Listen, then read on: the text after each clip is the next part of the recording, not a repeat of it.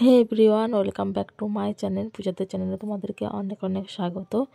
তো আরও বেশ কটা দিন বাদে এসছি, প্রায় তোমার বাপের ঘর আসা 3-4 দিন পর আমার প্রায় যাওয়ার টাইম চলে এলো। কারণ আমি তোমাদেরকে আগের ভিডিওতে বলেইছিলাম যে আমার বোনের ছেলের শরীরটা ভালো না, তো ওই জন্য শ্যুট করতে পারিনি। তো যাই হোক, আজকে 2 মিনিটের জন্য ভিডিও করতে এসেছি।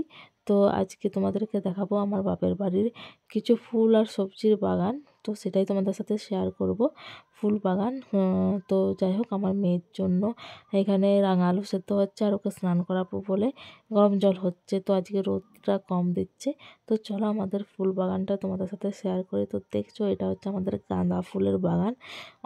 প্রচুর গাঁদা ফুল ফুটেছে, থোপা ফুল, তারপরে যেটাকে বলে টেরা ফুল। তো এই যে দেখছো কত বড় বড় ফুল ফুটেছে, দারুণ।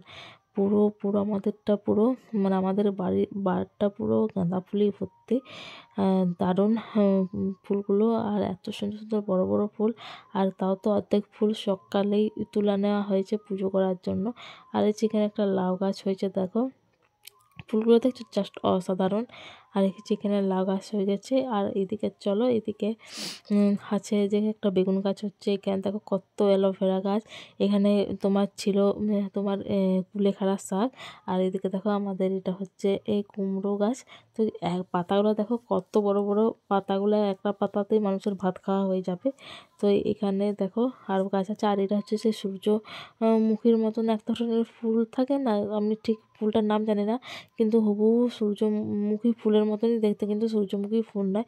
আর এই যে আমার বোনের ছেলে দেখো মানে ওষুধ খেতে জ্বরটা কমেছে, ওই জন্য দেখো সে এখন খেলছে। আর আমার মেয়ে দেখো ওইদিকে কী করছে, সে সোজা উঠে গেছে আর দিদির দেখে দেখে ভয়ও পিছনে পিছনে যাচ্ছে। তো দেখো এই যে ঠুরুক ঠুরুক করে যাচ্ছে আমার বোনের ছেলে, এই হাঁটতে শিখছে আর কি। আর এদের জন্য স্নানের জন্য তোমার কন্টিনিউ হচ্ছে। তো মেয়ের বই নিয়ে এসেছি, ওকে পড়িয়ে জাস্ট উঠলাম, দিয়ে মেয়েকে খাওয়ালাম কর্নফ্লেক্স দিয়ে। একটুখানি দোকান থেকে গেছিলাম একটুখানি, দিয়ে মাত্র গেলাম। এবারে এডিটিংয়ের কাজ করব কিছুক্ষণ।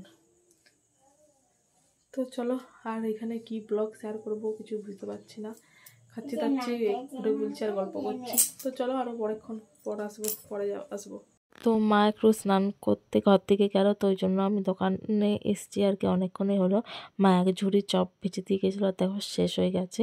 তো এবারে চাই মাকে ডাকতে হবে।